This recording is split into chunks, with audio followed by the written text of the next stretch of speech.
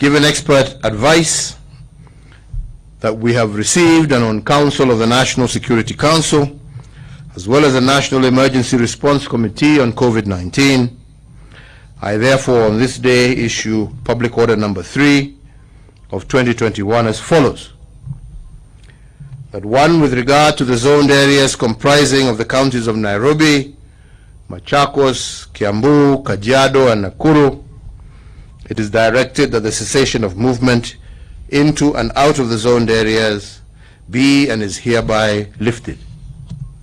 2, that the hours of curfew in the zoned area are revised to commence at 10 p.m. and end at 4 p.m. with effect from midnight on this day of May 2021 until otherwise directed. 3, that in-person and congregational worship shall resume in strict fidelity to the guidelines issued by the Interfaith Council and the Ministry of Health. However, the attending congregation is still capped to 1/3 of the capacity of the place of worship. And that 4, the operations of restaurants and eateries in the zoned areas shall resume in accordance with the guidelines issued jointly by the Ministry of Health and the Ministry of Tourism and Wildlife, and restaurants are indeed encouraged to utilize outdoor spaces to maximize on physical and social distancing. For the entirety of the Republic of Kenya, it is directed as follows. That 1, all our educational institutions in all levels of learning shall reopen in accordance with the calendar issued by the Ministry of Education. And 2, that the resumption of sporting activities shall be guided by the regulations to be issued by the Ministry of Health jointly with the Ministry of Sports. 3, that all bars in the territory of the Republic of Kenya are to operate until 7 p.m. And I repeat, 7 p.m. 4, all employers and enterprises are encouraged to allow their workers to work from home, with the exception being with respect to employees working in critical or essential services that cannot be delivered remotely. And 5, that all hospitals are directed to limit the number of visitors for hospitalized patients to 1 visitor per day, to 1 visitor per patient per day. And 6, that the prohibition against political gatherings is extended until otherwise directed.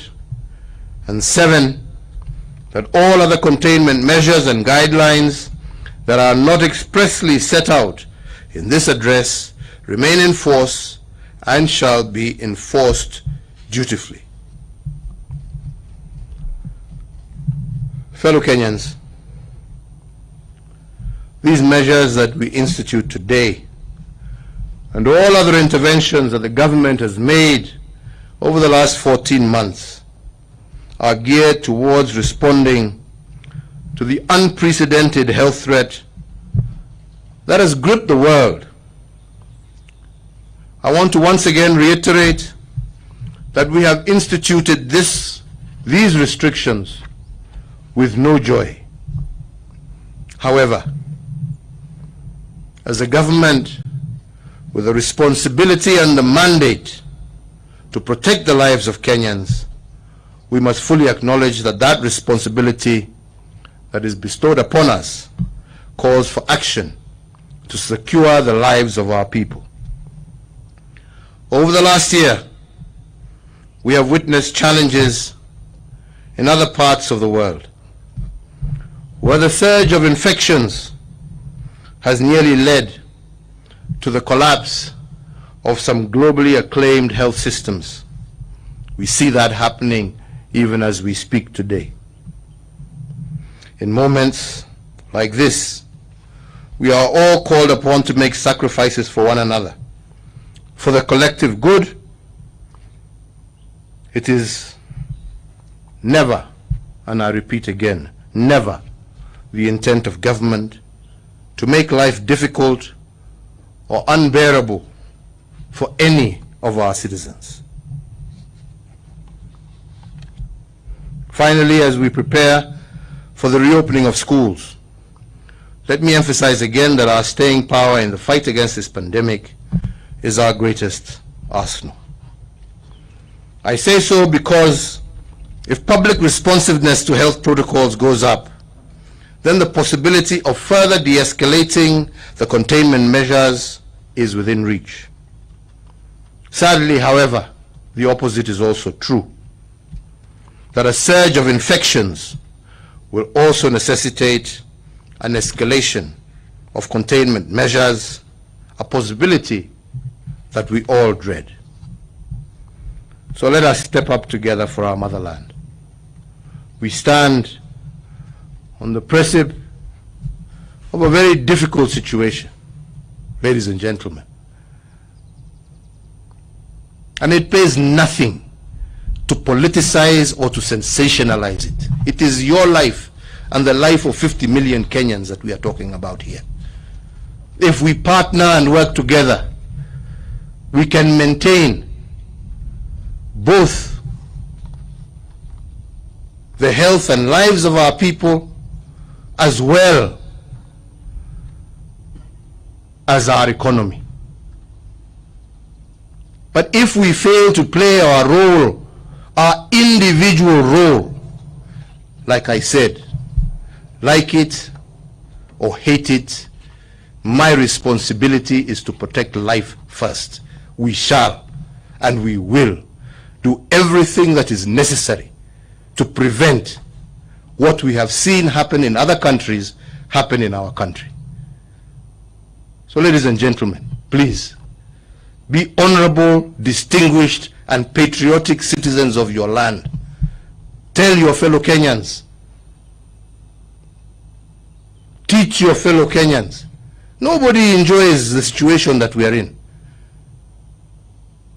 But if, and I repeat again, if we are not able, because of our selfishness, individually, to maintain a situation where we are able to protect both life and economy, then, like I said, we have no choice but to protect that which we are fundamentally bound to protect under the Constitution, and that is life.